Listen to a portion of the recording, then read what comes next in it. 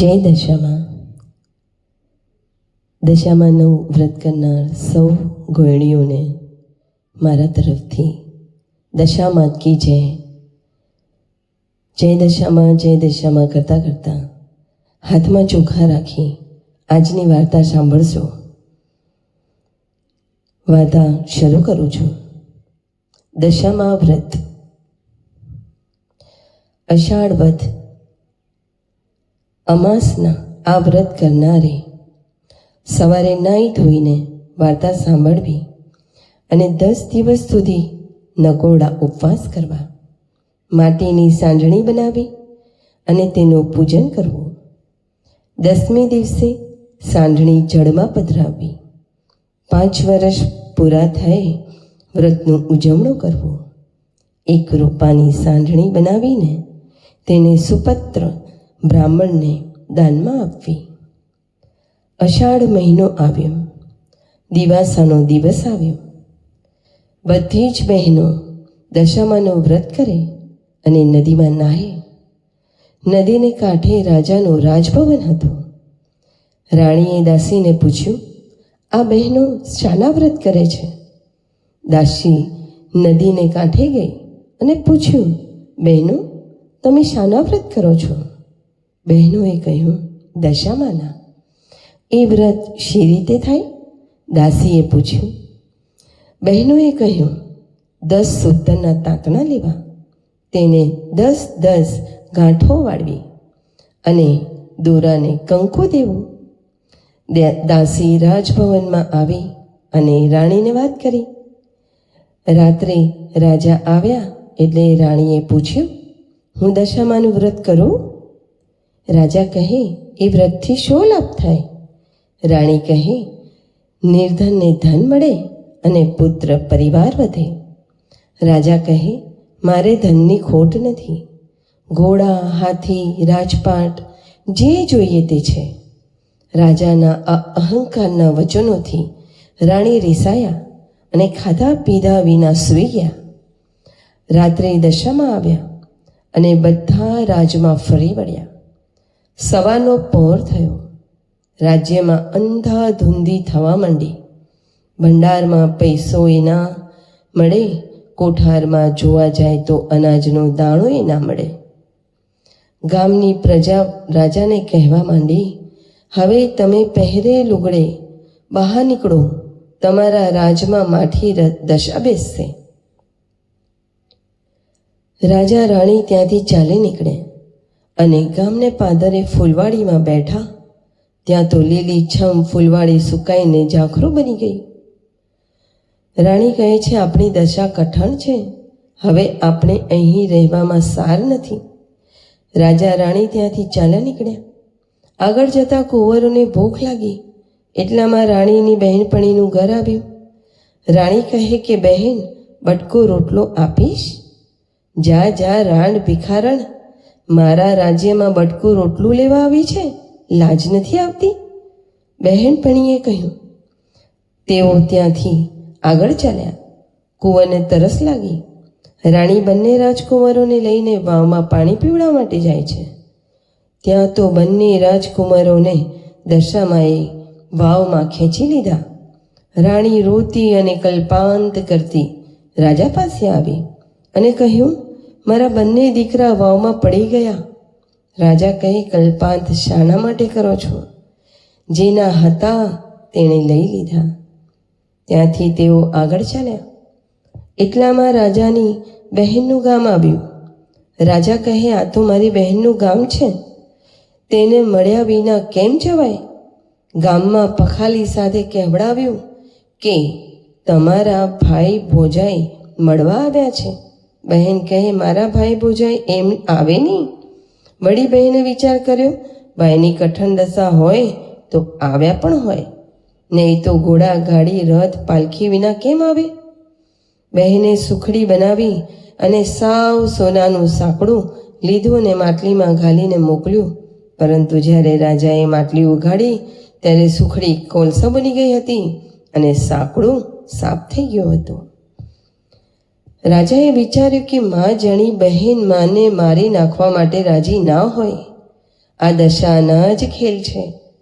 તેમણે માટલીને ભોંયમાં ભંડાળી અને આગળ ચાલ્યા. આગળ મોટી નદી આવી. કાંઠે ચીભડાના વાડા હતા. રાણીએ ખેડૂતને કહ્યું, ભાઈ, અમને બહુ ભૂખ લાગી છે, એક ચીભડું ખાવા આપો તો સારું. ખેડૂતે એક ચીભડું આપ્યું. સૂર્યનારાયણ અસ્ત થઈ ગયા પછી ખાવું નહીં એવું એમનું નિયમ હતું. તેથી ચીભડું રથમાં મૂકીને તેઓ સૂઈ ગયા. ત્યાં તો અજાણ્યા સૈનિક આવ્યા. પાસેના બીજા ગામના રાજાનો કુંવર રિસાઈને મોસાળ નાસી ગયો હતો. તેથી એ રાજાએ અહીં શોધ કરવા માટે સૈનિકોને મોકલ્યા હતા. રથમાં જે ચીબડું હતું તે અચાનક કુંવરનું માથું થઈ ગયું. સૈનિકો શોધતા રથ સુધી આવ્યા અને રથમાં કુંવરનું માથું જોયું. તેથી સૈનિકોએ તેઓ બંનેને મારતા પોતાના રાજા પાસે ખેંચી ગયા. પેલા રાજાએ તેમને કારાવાસમાં નાખ્યા અને રાણીએ અલગ ઓરડી આપી. રહેવા માટે રાણીને અલગ ઓરડી આપી. એટલું દુઃખ પડતામાં 12 મહિના પૂરા થયા. અષાઢ મહિનો આવ્યો. દિવાસાનો દિવસ આવ્યો. રાણીએ વિચાર્યું કે રાજાએ દશામાનું અપમાન કર્યું છે, તેથી તો આવું થયું હોય. લાવ, હું દશામાનું વ્રત કરું. તેણે દશામાના નકોડા ઉપવાસ કર્યા. 10 દિવસ પૂરા થયા. 10 મુઠ્ઠી ઘઉં લીધા, માટીની સાંજણી બનાવી. એવી રીતે રાણીએ વ્રત કર્યું. પોતાના પતિને જમાડ્યા. જમાડીને ઓરડીમાં આવી. રાત્રે સાંજણીને ઘરમાં રાખી ને સવારે 4 વાગે જળમાં પધરાવી. જળમાં પધરાવતાની સાથે ગામના રાજાને સ્વપ્ન આવ્યું. વિના વાક્યે તે રાજાને કારાવાસમાં પૂર્યો છે, તેને તું સવારે છોડી મૂકજે. તારો કુંવર રિસાઈને મોસાળ ગયો છે, તે સવારના પહોરમાં પાછો આવશે.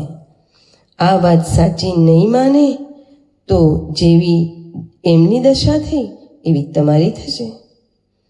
સવારના પહોરમાં રાજકુંવર ઘરે આવ્યો. રાજાએ પેલું કુંવરનું માથું જોયું તો લીલું તાજું ચીબડું હતું. સ્વપ્ન સાચું પડ્યું. તેથી તેણે પેલા રાજાને કારાવાસમાંથી છોડી મૂકવાની આજ્ઞા આપી.